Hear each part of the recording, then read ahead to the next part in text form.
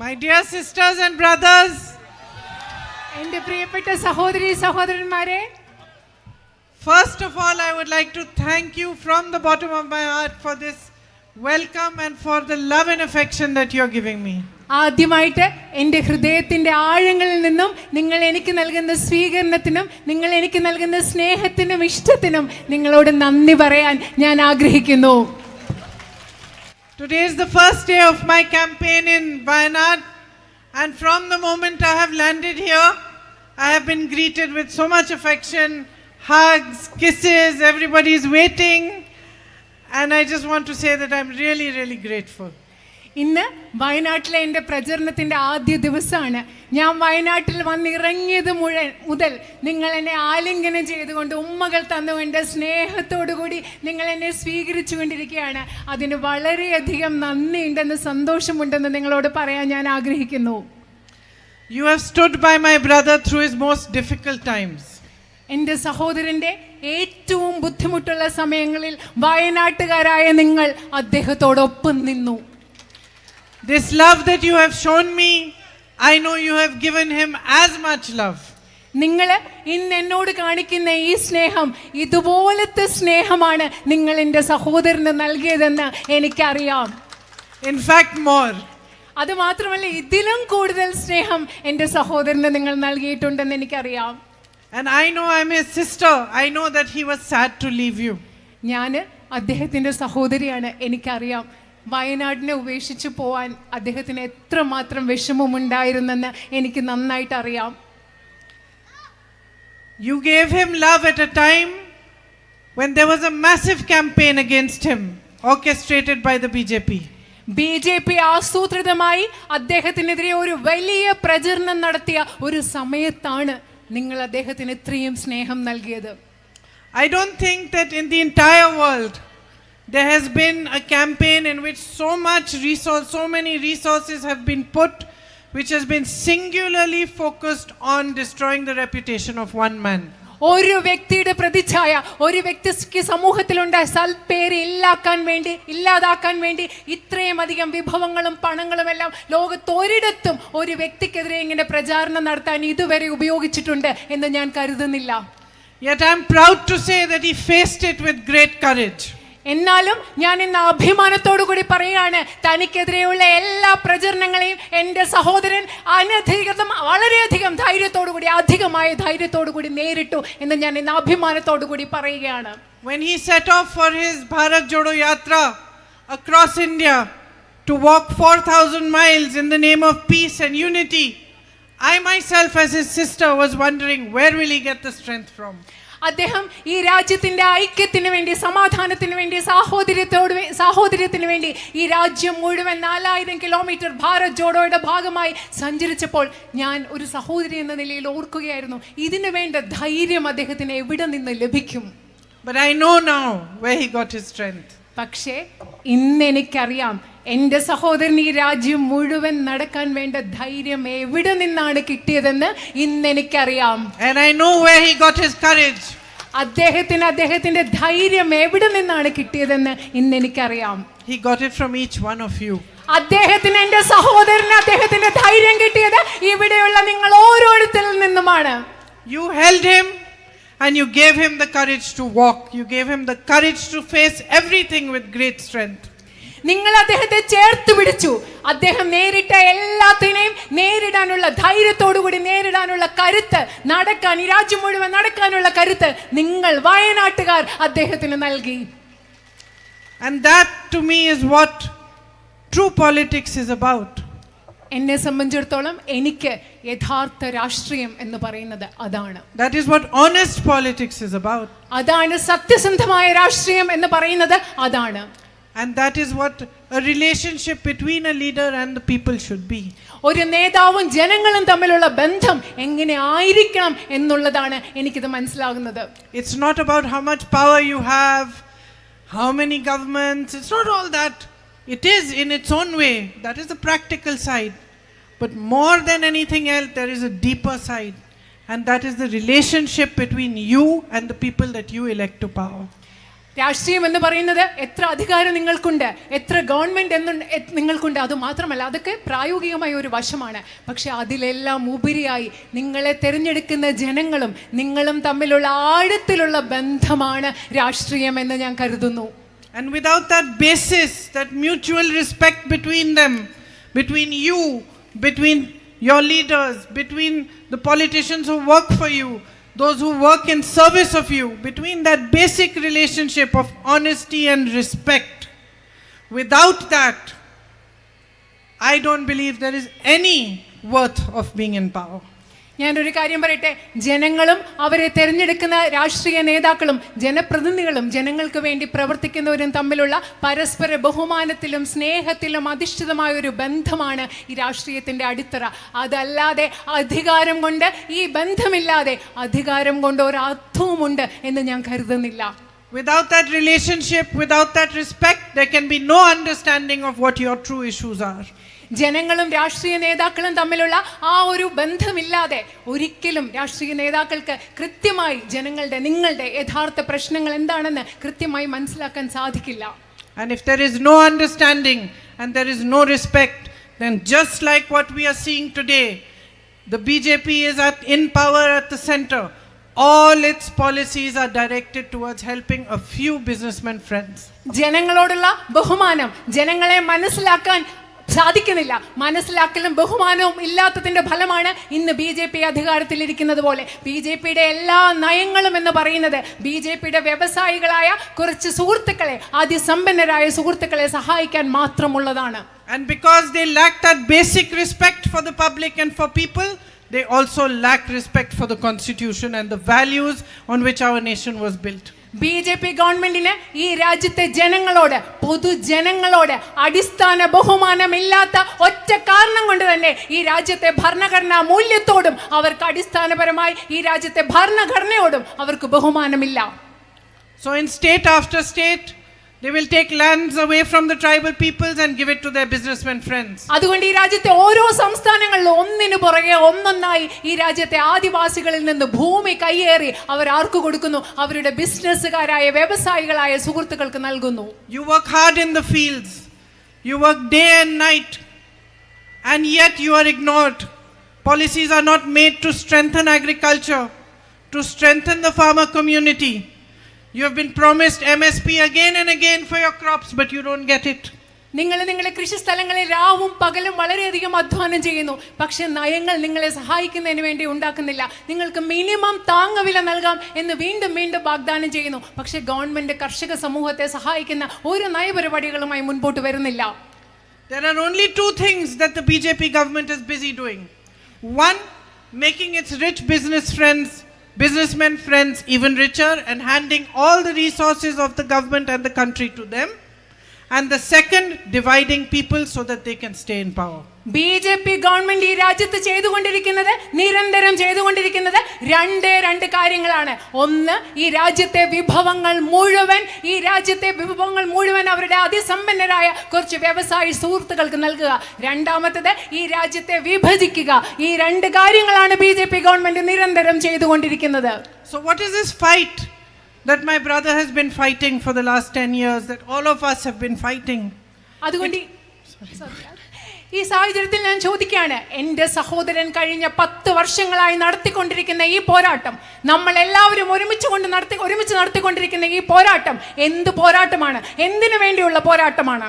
We are fighting for the essence of our nation. നമ്മൾ ഇന്ന് പോരാടിക്കൊണ്ടിരിക്കുന്നത് ഈ രാജ്യത്തിന്റെ സത്തയ്ക്ക് വേണ്ടിയാണ്, ഈ രാജ്യത്തിന്റെ കാതലിന് വേണ്ടിയാണ്. കഴിഞ്ഞ 10 വർഷങ്ങളായി നമ്മൾ പോരാടിക്കൊണ്ടിരിക്കുന്നത്. We are fighting for democracy. നമ്മൾ ജനാധിപത്യത്തിന് വേണ്ടിയാണ് പോരാടുന്നത്. For equality. നമ്മൾ സമത്വത്തിന് വേണ്ടി, തുല്യതയ്ക്ക് വേണ്ടിയാണ് പോരാടുന്നത്. And we are fighting for the truth. നമ്മൾ സത്യത്തിന് വേണ്ടി കൂടിയാണ് പോരാടിക്കൊണ്ടിരിക്കുന്നത്. Here in Wayanad, you are an example of our country's sheer beauty. ഈ വയനാട്ടിലെ നിങ്ങൾ ഓരോരുത്തരും ഈ രാജ്യത്തിന്റെ മനോഹരമായ സൗന്ദര്യത്തിന്റെ ഉദാഹരണങ്ങളാണ്. In every way. എല്ലാ അർത്ഥത്തിലും. There is immense natural beauty here. The jungles, the forests and everything in them. വയനാട്ടിൽ അതിമനോഹരമായ പ്രകൃതി സൗന്ദര്യമുണ്ട്. നിങ്ങളുടെ വനങ്ങൾ, കാടുകൾ എല്ലാം കൂടെ ചേർത്ത് മനോഹരമായ പ്രകൃതി സൗന്ദര്യം ഇവിടെയുണ്ട്. But there's also beauty of the spirit. അത് മാത്രമല്ല, വയനാട്ടിന്റെ ചൈതന്യത്തിനും അതിമനോഹരമായ ഒരു സൗന്ദര്യമുണ്ട്. I've seen it with my own eyes when I came to visit the people affected by the landslide a few months ago.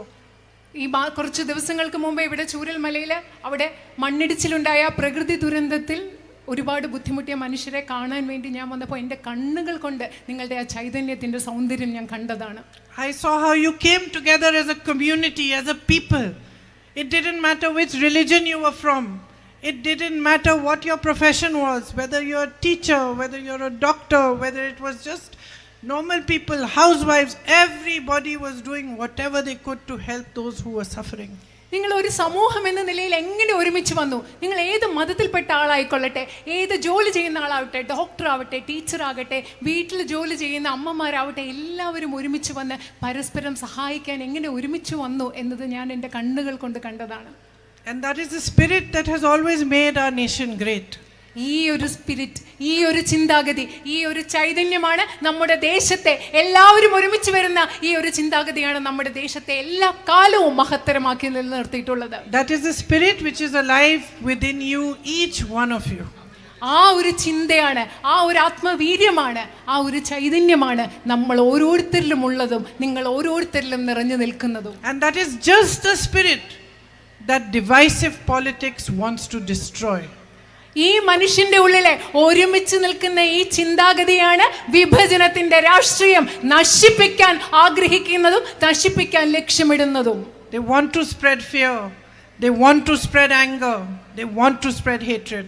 അവർക്ക് വിഭജനത്തിന്റെ രാഷ്ട്രീയത്തിന് ജനങ്ങളുടെ ഇടയിൽ ഭയം, ദേഷ്യം, വിദ്വേഷം ഇതെല്ലാം പടർത്താനാണ് അത് ആഗ്രഹിക്കുന്നത്. So this is the time when all of you must think and look within you. ഈ സമയം എന്ന് പറയുന്നത് നിങ്ങൾ ഓരോരുത്തരും ആലോചിച്ചുകൊണ്ട് നിങ്ങളുടെ ഉള്ളിലേക്ക് നോക്കേണ്ട ഒരു സമയമാണ്. And you must decide which side you want to be on. നിങ്ങൾ തീരുമാനിക്കണം, ഉള്ളിലേക്ക് നോക്കി നിങ്ങൾ തീരുമാനിക്കണം ഏത് ഭാഗത്താണ് നിങ്ങൾ ഓരോരുത്തരും നിൽക്കേണ്ടതെന്ന് നിങ്ങൾ തീരുമാനിക്കണം. Do you want to be on the side of democracy, on the side of the values on which your nation was built? നിങ്ങൾക്ക് ജനാധിപത്യത്തിന്റെ വശത്ത് നിൽക്കണോ, ജനാധിപത്യത്തിന്റെ ഭാഗത്ത് നിൽക്കണോ? ഈ ദേശത്തെ ഏതൊക്കെ മൂല്യങ്ങൾ കൊണ്ടാണോ നമ്മൾ പടുത്തുയർത്തിയത് ആ മൂല്യങ്ങളുടെ ഭാഗത്ത് നിങ്ങൾക്ക് നിൽക്കണോ? Or on the side of those who want to destroy everything that built your nation? അതോ നിങ്ങൾക്ക് നിൽക്കേണ്ടത് ഈ രാജ്യത്തിന്റെ എല്ലാറ്റിനെയും നശിപ്പിക്കാൻ ആഗ്രഹിക്കുന്ന ആളുകളുടെ ഭാഗത്താണോ നിങ്ങൾ നിൽക്കേണ്ടത്? നിങ്ങൾ ആലോചിക്കുക. Look at the problems you are facing today. ഇന്ന് നിങ്ങൾ എന്തൊക്കെ പ്രശ്നങ്ങളാണ് നേരിടുന്നത് അതിനെക്കുറിച്ച് നിങ്ങളൊന്ന് ആലോചിക്കുക. These are all problems that arise from the same root. ഈ പ്രശ്നങ്ങളെല്ലാം ഒരേ ഒരു ഭാഗത്ത് നിന്ന്, ഒരേ ഒരു വേരിൽ നിന്ന്, ഒരേ ഒരു ഘടകത്തിൽ നിന്നുണ്ടാവുന്നതാണ്. And that root is a politics that does not respect democracy and does not respect the people. അതിൻ്റെ മൂല കാരണം എന്ന് പറയുന്നത് ഒരു രാഷ്ട്രീയമാണ്. ജനങ്ങളെ ബഹുമാനിക്കാത്ത, ജനാധിപത്യത്തെ ബഹുമാനിക്കാത്ത ഒരു രാഷ്ട്രീയമാണ് നിങ്ങൾ ഇന്ന് നേരിടുന്ന എല്ലാ പ്രശ്നങ്ങളുടെയും കാരണം. Nothing is done to help you strengthen the agricultural field. കാർഷിക മേഖലയെ ശക്തിപ്പെടുത്താൻ വേണ്ടി ഇവിടെ ഒന്നും ചെയ്യുന്നില്ല. Those who are marginalized are becoming more marginalized. പ്രാന്തവൽക്കരിക്കപ്പെട്ട സമൂഹത്തിന്റെ അരികിലേക്ക് തള്ളപ്പെടുന്ന ആളുകളെ വീണ്ടും വീണ്ടും സമൂഹത്തിന്റെ അരികിലേക്ക് നമ്മൾ തള്ളിക്കൊണ്ടിരിക്കുകയാണ്. All these small businesses and shopkeepers that I can see over here, all these shops, these small businesses, they are being crippled day after day. You're being told to pay different GSTs for all sorts of different things. You're not able to earn even though you're doing an honest job of trying to build your business. ഇവിടെയുള്ള ധാരാളം ചെറുകിട കടകളുണ്ട്, കൊച്ചു കൊച്ചു കടകൾ ഇവിടെയുണ്ട്, ചെറുകിട കച്ചവടക്കാരുണ്ട്. നിങ്ങൾക്ക് പലതരത്തിലുള്ള GST, ചരക്ക് സേവന നികുതി ഉൾപ്പെടെയുള്ള പലതരത്തിലുള്ള നികുതികൾ കൊടുക്കണം. നിങ്ങൾ സത്യസന്ധമായി വളരെയധികം കഷ്ടപ്പാട് ചെയ്യുന്നുണ്ടെങ്കിലും കഷ്ടപ്പെടുന്നുണ്ടെങ്കിലും നിങ്ങൾക്ക് ആവശ്യത്തിന് സമ്പാദിക്കാൻ സാധിക്കുന്നില്ല. നിങ്ങൾ ബുദ്ധിമുട്ടിക്കൊണ്ടിരിക്കുകയാണ്. You work hard and you make an honest living and you work hard to educate your children, but there's no prospect of jobs in the future. നിങ്ങൾ വളരെയധികം കഷ്ടപ്പെടുകയാണ്. നിങ്ങളുടെ കുട്ടികളെ പഠിപ്പിക്കാൻ നിങ്ങൾ വളരെയധികം ബുദ്ധിമുട്ടുകയാണ്. പക്ഷെ അവർക്ക് ജോലി കിട്ടി അവർക്ക് മനോഹരമായ ഒരു ഭാവിയെക്കുറിച്ച് ചിന്തിക്കാൻ നിങ്ങൾക്ക് സാധിക്കുന്നില്ല. Young men, young women with BScs and BAs and MAs and MAds are fully educated but still looking for jobs after years of having been educated fully. ഇവിടെ ചെറുപ്പക്കാരായ ആൺകുട്ടികളുണ്ട്, പെൺകുട്ടികളുണ്ട്, BA പഠിച്ചവരാണ്, BSc പഠിച്ചവരാണ്, MEd പഠിച്ചവരാണ്, MA പഠിച്ചവരാണ്. ഇത്രയും കാലം പഠിച്ചിട്ടും അവർക്ക് ജോലി ലഭിക്കുന്നില്ല. Prices are so high, it's practically impossible to make a living. നമുക്ക് അത്രമാത്രം വിലക്കയറ്റമുണ്ട്. നമ്മളെ സംബന്ധിച്ചിടത്തോളം പ്രായോഗികമായി ജീവിതം മുൻപോട്ട് കൊണ്ടുപോകാൻ എന്ന് പറയുന്നത് അസാധ്യമായി മാറിയിരിക്കുകയാണ്. The government wakes up one morning, takes out a law. For example, you have here your ESA. Suddenly you find that your villages are included in it. There's no explanation, no rationale, no proper planning. ഇപ്പോൾ പെട്ടെന്ന് government ഒരു ദിവസം വന്ന് പുതിയ നിയമങ്ങൾ കൊണ്ടുവരികയാണ്. നിങ്ങൾക്ക് എവിടെ അറിയാം ESA പരിസ്ഥിതി ലോല മേഖല? നിങ്ങൾക്ക് പെട്ടെന്ന് മനസ്സിലാവുന്നു നിങ്ങളുടെ ഗ്രാമങ്ങൾ ഇതിൽ ഉൾപ്പെടുത്തിയിട്ടുണ്ട്. നിങ്ങൾക്ക് പ്രത്യേകിച്ച് ഒരു പ്ലാനിംഗ് ഇല്ല, ഒരു ആസൂത്രണമില്ലാതെയൊക്കെയാണ് ഇതെല്ലാം നടപ്പിലാക്കിക്കൊണ്ടിരിക്കുന്നത്. Such a big disaster happens. You lose your livelihoods. Whole families get washed away. ഇവിടെ ഒരു ഇത്രയും വലിയ വ്യാപ്തിയുള്ള ഒരു ദുരന്തം നടന്നു. നിങ്ങൾക്കൊക്കെ നിങ്ങളുടെ ജീവനോപാധികൾ നഷ്ടപ്പെട്ടു. ഒരുപാട് ജീവിതങ്ങൾ ആ വെള്ളം എടുത്തുകൊണ്ട് ജീവിതങ്ങൾ ഒലിച്ചുപോയി, നഷ്ടമായി പോയി. And because of petty politics, the government doesn't send you funds to help you. അത് മാത്രമല്ല, വെറുതെ ലാഘവമുള്ള രാഷ്ട്രീയം കളിച്ചുകൊണ്ട് ഈ അവസ്ഥയെ നേരിടാൻ ഗവൺമെന്റ് നിങ്ങൾക്ക് വേണ്ട ഫണ്ട്, സാമ്പത്തിക സഹായം നൽകുന്നില്ല. Funds which are your right. ഈ സാമ്പത്തിക സഹായം എന്ന് പറയുന്നത്, നിങ്ങൾക്ക് കിട്ടേണ്ട സഹായം എന്ന് പറയുന്നത് നിങ്ങളുടെ അവകാശമാണ്. Compensation that truly belongs to you. ഈ നഷ്ടപരിഹാരം എന്ന് പറയുന്നത് നിങ്ങളുടേതാണ്, നിങ്ങൾക്ക് ലഭിക്കേണ്ടതാണ്. Similarly, you have been asking for years for a medical college. അത് മാത്രമല്ല, വർഷങ്ങളായി വയനാട്ടിൽ നിങ്ങൾ ഓരോരുത്തരും ഒരു മെഡിക്കൽ കോളേജ് ആവശ്യപ്പെട്ടുകൊണ്ടിരിക്കുകയാണ് ഇവിടെ. And because of petty politics, a board is put outside the college saying medical college, but no facilities are given. അത് മാത്രമല്ല, ഈ പറയുന്ന ഒരു വില കുറഞ്ഞ രാഷ്ട്രീയം കളിച്ച് ഒരു ബോർഡ് അവിടെ എഴുതി വെച്ചിട്ടുണ്ട്, മെഡിക്കൽ കോളേജ് എന്നൊരു ബോർഡ് ഉണ്ട്. പക്ഷെ മെഡിക്കൽ കോളേജിന്റെ ഒരു സൗകര്യവും ഇല്ല അവിടെ. You have such a massive issue of man-animal conflict. നിങ്ങൾക്ക് ഇവിടെ മനുഷ്യ വന്യജീവി സംഘർഷം എന്ന് പറയുന്ന വലിയൊരു പ്രശ്നം നിങ്ങൾ വയനാട്ടിൽ നേരിടുന്നുണ്ട്. Proper steps are not taken towards a resolution. അത് പരിഹരിക്കാൻ വേണ്ട കൃത്യമായ നടപടികൾ ഇതുവരെ എടുത്തിട്ടില്ല. This is what happens when you have a government that is only interested in remaining in power and has no respect for the public. ഇതാണ് സംഭവിക്കുന്നത്. അധികാരത്തിൽ ഇരിക്കാൻ മാത്രം താല്പര്യമുള്ള, ജനങ്ങളോട് ബഹുമാനം അല്പം പോലും ഇല്ലാത്ത ഒരു ഗവൺമെന്റ് അധികാരത്തിൽ ഇരിക്കുമ്പോൾ ഇതാണ് ഇവിടെ സംഭവിക്കുന്നത്. So I am asking you to support me in this election so that I can raise your voice and pressurize the government to resolve your issues. അതുകൊണ്ട് ഞാൻ നിങ്ങളോട് ആവശ്യപ്പെടുകയാണ്, എനിക്ക് വോട്ട് ചെയ്യാൻ ആവശ്യപ്പെടുകയാണ്. അതായത് അതിൻ്റെ ഫലമായിട്ട് ഞാൻ നിങ്ങളുടെ പ്രശ്നങ്ങൾ ഉയർത്താവുന്നവർക്ക് ഉയർത്തി ഈ പ്രശ്നങ്ങൾ പരിഹരിക്കുന്നതിന് ഗവൺമെന്റിലെ സമ്മർദ്ദം ചെലുത്താൻ വേണ്ടിയാണ് ഞാൻ നിങ്ങളോട് വോട്ട് ആവശ്യപ്പെടുന്നത്. So that I can fight your fight for you. അതായത് എനിക്ക് നിങ്ങളുടെ പോരാട്ടം, നിങ്ങൾക്ക് വേണ്ടി ആ പോരാട്ടം നടത്താൻ എനിക്ക് സാധിക്കുന്നതിന് വേണ്ടിയാണ് ഞാൻ നിങ്ങളോട് വോട്ട് ആവശ്യപ്പെടുന്നത്. Your fight to resolve the issues that plague your daily life and your fight for a democratic country that gives you the rights that are rightfully yours. നിങ്ങളുടെ പോരാട്ടം എന്ന് പറയുന്നത് നിങ്ങളുടെ നിത്യജീവിതത്തിൽ നിങ്ങൾ നേരിടുന്ന പ്രശ്നങ്ങൾ പരിഹരിക്കാനുള്ള ഒരു പോരാട്ടം. അതുമാത്രമല്ല, ഒരു ജനാധിപത്യ രാജ്യത്തിന് വേണ്ടി, നിങ്ങൾക്ക് അവകാശങ്ങൾ നൽകുന്ന ഒരു ജനാധിപത്യ രാജ്യത്തിന് വേണ്ടി പോരാട്ടാനുള്ള നിങ്ങളുടെ പോരാട്ടം നടത്തുന്നതിന് വേണ്ടിയാണ് ഞാൻ നിങ്ങളോട് വോട്ട് ചോദിക്കുന്നത്. The relationship between you and the people that represent you in parliament, in the assemblies, in politics should be one of service. We are all here to serve you. നിങ്ങൾ പാർലമെന്റിലേക്കും അസംബ്ലിയിലേക്കും ഒക്കെ തിരഞ്ഞെടുക്കുന്ന നിങ്ങളുടെ ജനപ്രതിനിധികളും തമ്മിലുള്ള ബന്ധം എന്ന് പറയുന്നത് സേവനത്തിൻ്റെ ഒരു ബന്ധമായിരിക്കണം. ഞങ്ങളിവിടെ നിൽക്കുന്നത് നിങ്ങളെ സേവിക്കാൻ വേണ്ടിയാണ്. If it was not for you, for your support, none of us would be able to stand on this stage and give you speeches. നിങ്ങളില്ലെങ്കിൽ, നിങ്ങളുടെ പിന്തുണയില്ലെങ്കിൽ ഇവിടെ നിൽക്കുന്ന ഒരാൾക്കും ഇങ്ങനെ സ്റ്റേജിൽ നിന്ന് നിങ്ങളോട് പ്രസംഗിക്കാൻ, ഇങ്ങനെ പ്രസംഗങ്ങൾ നടത്താൻ സാധിക്കില്ല. And there is nothing more important for a person who serves you than that they should understand this simple fact. നിങ്ങളെ സേവിക്കുന്ന ഓരോ മനുഷ്യരും മനസ്സിലാക്കേണ്ട അടിസ്ഥാന കാര്യമെന്ന് പറയുന്നത് ഇതാണ്. നിങ്ങളില്ലെങ്കിൽ ഞങ്ങൾക്ക് ഇവിടെ നിന്ന് സംസാരിക്കാൻ പറ്റില്ല എന്ന ലളിതമായ യാഥാർത്ഥ്യമാണ് എല്ലാവരും മനസ്സിലാക്കേണ്ടത്. So many of my journalist friends keep asking me, what are you expecting? How many votes are you expecting? Are you going to win? What is going to be your margin? And I'm not interested in those questions. എൻ്റെ പല പത്രക്കാരായ സുഹൃത്തുക്കൾ എന്നോട് ചോദിക്കുന്നു, നിങ്ങൾ എത്ര വോട്ടുകളാണ് പ്രതീക്ഷിക്കുന്നത്, നിങ്ങൾ എത്ര ഭൂരിപക്ഷമാണ് പ്രതീക്ഷിക്കുന്നത്, എങ്ങനത്തെ വിജയമാണ് പ്രതീക്ഷിക്കുന്നത്. അവരോടൊക്കെ ഞാൻ പറയാൻ ആഗ്രഹിക്കുന്നു, അതിലൊന്നുമല്ല എൻ്റെ താല്പര്യം എന്ന് ഞാൻ അവരോട് പറയാൻ ആഗ്രഹിക്കുന്നു. Because for me, each and every vote is a symbol of my responsibility towards you. കാരണം എന്നെ സംബന്ധിച്ചിടത്തോളം നിങ്ങൾ നൽകുന്ന ഓരോ വോട്ടും എന്ന് പറയുന്നത് എനിക്ക് നിങ്ങളോടുള്ള ഉത്തരവാദിത്വത്തിന്റെ പ്രതീകമായിട്ടാണ് ഞാൻ കണക്കാക്കുന്നത്. It's a symbol of your trust in me and my duty towards you. നിങ്ങൾക്ക് എന്നിലുള്ള വിശ്വാസത്തിന്റെ, എനിക്ക് നിങ്ങളോടുള്ള കടമയുടെ, ഉത്തരവാദിത്വത്തിന്റെ പ്രതീകമാണ് നിങ്ങൾ എനിക്ക് നൽകുന്ന ഓരോ വോട്ടും.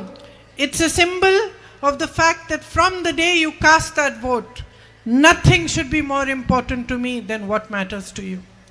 അത് ഇതിന്റെ പ്രതീകമാണ്. നിങ്ങൾ എന്ന് വോട്ട് ചെയ്യുന്നോ അന്നത്തെ ദിവസം മുതൽ എനിക്ക് നിങ്ങൾക്ക് പ്രധാനപ്പെട്ട കാര്യമായിരിക്കണം എൻ്റെ ജീവിതത്തിലെ ഏറ്റവും പ്രധാനപ്പെട്ട കാര്യം എന്നതിന്റെ പ്രതീകമാണ് നിങ്ങൾ എനിക്ക് നൽകുന്ന ഓരോ വോട്ടും. And if I ever go wrong, it will become a symbol for you to teach me that I am going wrong. എവിടെയെങ്കിലും എനിക്ക് തെറ്റുപറ്റിയാൽ നിങ്ങൾ എനിക്ക് നൽകുന്ന വോട്ട് എനിക്ക് തെറ്റുപറ്റുന്നു എന്ന് എന്നെ പഠിപ്പിക്കാൻ നിങ്ങൾക്കുള്ള ഒരു പ്രതീകമായിരിക്കണം നിങ്ങൾ നൽകുന്ന ഓരോ വോട്ടും. This is a new journey for me and you will be my guides and my teachers on this journey. എന്നെ സംബന്ധിച്ചിടത്തോളം ഇതൊരു പുതിയ യാത്രയാണ്. ഈ പുതിയ യാത്രയിൽ എൻ്റെ ഗുരുക്കന്മാർ, എൻ്റെ മാർഗദർശികൾ, എൻ്റെ അധ്യാപകർ എന്ന് പറയുന്നത് നിങ്ങൾ ഓരോരുത്തരുമാണ്. You are going to place your trust in me and I want to tell you that I am not going to let you down. നിങ്ങൾ നിങ്ങളുടെ വിശ്വാസം, വയനാട്ടുകാർ നിങ്ങളുടെ വിശ്വാസം എന്നിൽ അർപ്പിക്കാൻ പോവുകയാണ്. ഞാൻ നിങ്ങൾക്ക് ഉറപ്പ് നൽകാൻ ആഗ്രഹിക്കുന്നു, ഞാൻ ഒരിക്കലും നിങ്ങളെ നിരാശപ്പെടുത്തില്ല എന്ന് നിങ്ങൾക്ക് ഉറപ്പ് നൽകാൻ ആഗ്രഹിക്കുന്നു. This love that you are giving me is sacred to me. നിങ്ങൾ എനിക്ക് നൽകുന്ന സ്നേഹം എന്ന് പറയുന്നത് എനിക്ക് പാവനമാണ്. And I will always carry it in my heart. അത് വയനാട്ടുകാരായ നിങ്ങൾ എനിക്ക് നൽകുന്ന സ്നേഹം ഞാൻ എല്ലായ്പ്പോഴും എൻ്റെ ഹൃദയത്തിൽ കൊണ്ടു നടക്കും. And I want to tell you what I said in my meeting before this also, that when my son was 13 years old, I went to leave him in a boarding school. ഞാൻ നിങ്ങളോട് ഒരു കാര്യം പറയാൻ ആഗ്രഹിക്കുന്നു. ഞാൻ മുമ്പത്തെ യോഗത്തിലും പറഞ്ഞൊരു കാര്യമാണ്. എൻ്റെ മകന് 13 വയസ്സുണ്ടായിരുന്നപ്പോൾ മകനെ ഞാനൊരു ബോർഡിംഗ് സ്കൂളിൽ കൊണ്ടുവിട്ടു. I am a mother like you, so I cried a lot. 4-5 days I cried. ഞാൻ നിങ്ങളെപ്പോലെ ഒരു അമ്മയാണ്. അതുകൊണ്ട് മോനെ സ്കൂളിൽ കൊണ്ടുവിട്ടിട്ട് 4-5 ദിവസം ഞാൻ കരയായിരുന്നു, ഭയങ്കരമായിട്ട് കരഞ്ഞു.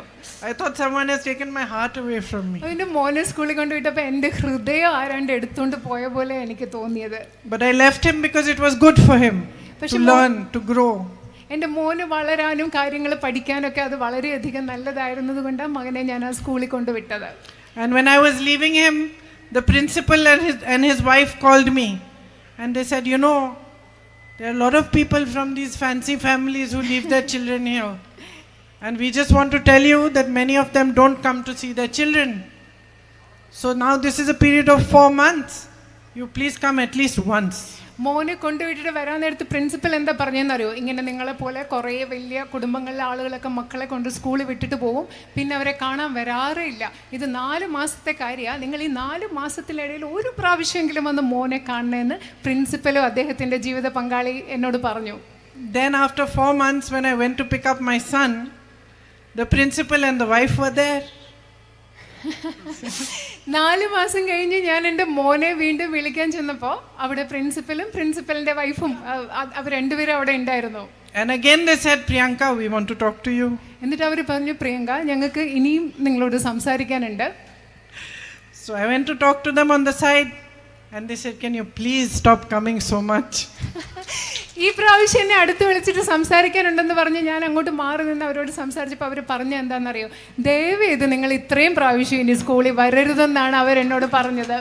So you are going to be in the same position. നിങ്ങൾ ആ പ്രിൻസിപ്പലിന്റെ വൈഫിന്റെ അതേ ഭാര്യയുടെ അതേ സ്ഥാനത്ത് നിങ്ങളാവാൻ പോവുകയാണ്. All these people who are telling you, she will not come, she will not come, you will be telling me, please don't come. You are coming too much. ഇവിടെയുള്ള ആളുകളെല്ലാം നിങ്ങളോട് പറഞ്ഞുകൊണ്ടിരിക്കുക, ഇല്ല പ്രിയങ്ക ഗാന്ധി ഇങ്ങോട്ട് വരില്ല എന്ന് നിങ്ങളോട് പറഞ്ഞുകൊണ്ടിരിക്കുക. പക്ഷെ ഞാൻ പറയാൻ പോകും, നിങ്ങൾ എന്നോട് പറയാൻ പോവുമായിരിക്കും, ദയവേത് ഇങ്ങോട്ട് ഇത്രയും പ്രാവശ്യം വരല്ലേ എന്നായിരിക്കും നിങ്ങൾ എന്നോട് ഇനി പറയാൻ പോവുക. So I just want to say that I am here. I know Rahul has gone, but in spirit he stays here with you, and our bond will always become only stronger and stronger. And I am here to listen to you, to understand your problems, to fight for you, and to be here by your side. എനിക്കറിയാം ഇന്ന് ഞാൻ ഇവിടെയുണ്ട്. നിങ്ങൾക്ക് വയനാട്ടിലെ MP ആയിട്ട് രാഹുൽ ഇവിടെ ഇല്ല, പക്ഷേ മനസ്സുകൊണ്ട് അദ്ദേഹം നിങ്ങളോടൊപ്പം ഉണ്ട്. അദ്ദേഹവും നമ്മളെല്ലാവരും തമ്മിലുള്ള ബന്ധം ഓരോ ദിവസവും കൂടുതൽ ശക്തമായിക്കൊണ്ടിരിക്കും. ഞാൻ നിങ്ങളുടെ പ്രശ്നങ്ങൾ മനസ്സിലാക്കാനും നിങ്ങളുടെ പ്രശ്നങ്ങൾക്ക് വേണ്ടി പോരാടുവാനും വേണ്ടിയാണ്, നിങ്ങളുടെ ശബ്ദമാകാനും വേണ്ടിയാണ് ഞാൻ നിങ്ങളുടെ കൂടെ ഇവിടെ ഉള്ളത്. Thank you very much for being here today, and I would also like to thank Venugopal ji, Chennitala ji, Tharoor ji for coming and attending this meeting, and for all the leaders who are on stage here with me today. Thank you. നിങ്ങൾ എല്ലാവരും ഇവിടെ വന്നതിന് വളരെയധികം സന്തോഷം. വേദിയിലുള്ള ചെന്നിത്തല ജിയും വേണുഗോപാൽ ജിയും തരൂർ ജിയും ഒക്കെ ഈ മീറ്റിംഗിൽ പങ്കെടുത്തതിന് ഞാൻ നന്ദി അറിയിക്കുന്നു. നന്ദി, നമസ്കാരം.